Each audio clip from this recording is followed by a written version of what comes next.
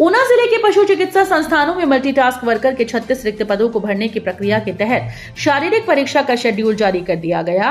ये शारीरिक परीक्षाएं जिले के सभी उपमंडलों में 17 से 19 फरवरी तक आयोजित की जाएंगी। ये जानकारी पशुपालन विभाग ऊना के उपनिदेशक वीरेंद्र सिंह पटियाल ने दी।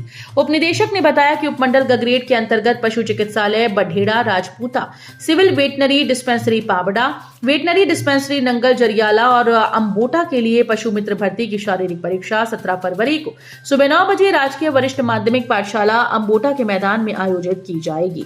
उपमंडल अंब के अंतर्गत पशु चिकित्सालय रिपोह मिश्रा, सलोई और वेटनरी डिस्पेंसरी भरवाई के लिए शारीरिक परीक्षा 18 फरवरी को सुबह 9 बजे राजकीय वरिष्ठ माध्यमिक पाठशाला अंब के मैदान में होगी।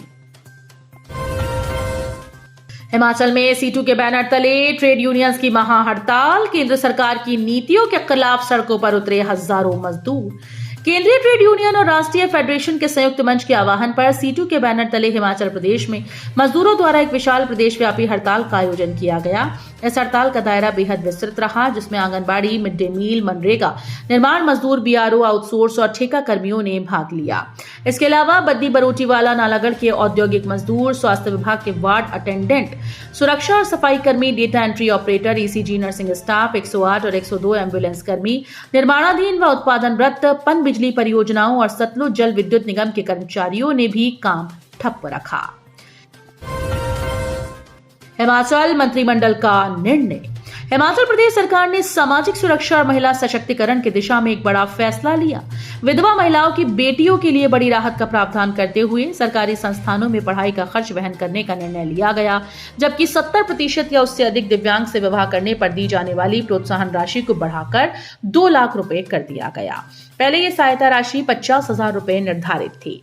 मुख्यमंत्री सुखविंदर सिंह सुक्खू की अध्यक्षता में हुई मंत्रिमंडल की बैठक में ये निर्णय लिया गया कि ऐसी विधवा महिलाएं जिनकी वार्षिक आय 1 लाख रुपए तक है, देश के किसी भी सरकारी शिक्षण संस्थान में मेरिट के आधार पर प्रवेश मिलने पर उनके बच्चों की पढ़ाई का पूरा खर्च सरकार वहन करेगी। हिमाचल के स्कूल में मर्डर।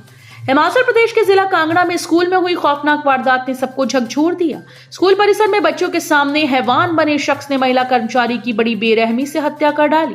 स्कूल के शिक्षक जब बीच बचाव करने आए तो कहने लगा कि वो इसके टुकड़े टुकड़े कर देगा। तराट लिए व्यक्ति को इस कदर तैश में देखकर शिक्षकों ने तुरंत बच्चों को कमरे के अंदर भेजा और दरवाजा बंद कर दिया। इस बीच उसने महिला कर्मी सलोचना देवी को दराट से कई वार कर बुरी तरह से लहूलुहान कर दिया। महिला कर्मी की मौके पर ही मौत हो गई। हिमाचल प्रदेश बोर्ड की वार्षिक परीक्षाओं की पहली बार विभाग करेगा निगरानी, शिकायत के लिए हेल्पलाइन नंबर जारी।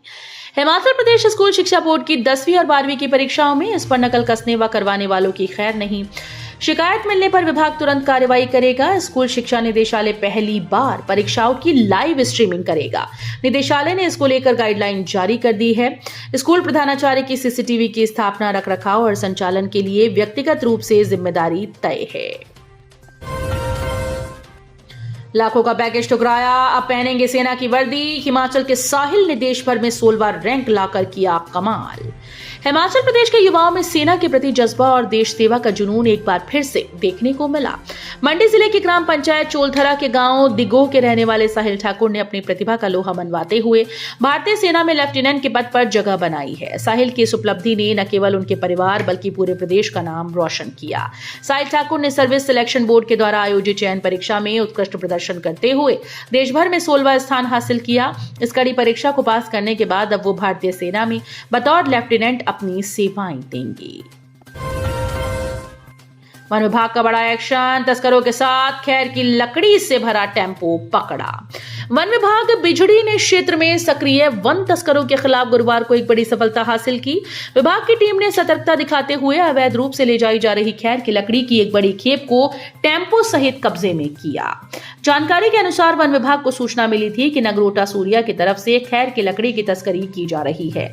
सूचना मिलते ही रेंज ऑफिसर कमल शर्मा और खंड अधिकारी विनोद राणा के नेतृत्व में विभाग की टीम ने जाल बिछाया और तलाशी के दौरान टेम्पो में खैर की लकड़ी के लगभग 26 मोछे बरामद किए गए। कांगड़ा में 100 फुट गहरी खाई में गिरी कार, रिटायर्ड पोस्ट मास्टर की दर्दनाक मौत, कड़ी मशक्कत से निकाला गया शव।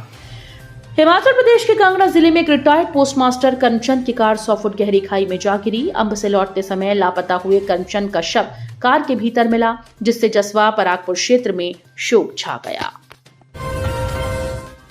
तो ये थी आज की फटाफट खबरें। हम मिलेंगे अगले बुलेटिन में, तब तक के लिए धन्यवाद। जय हिंद।